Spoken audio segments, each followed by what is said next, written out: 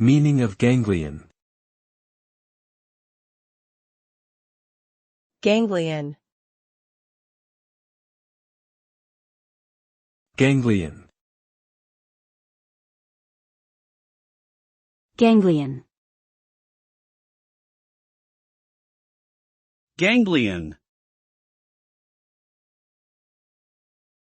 The term ganglion refers to a cluster of nerve cell bodies located outside the central nervous system, CNS.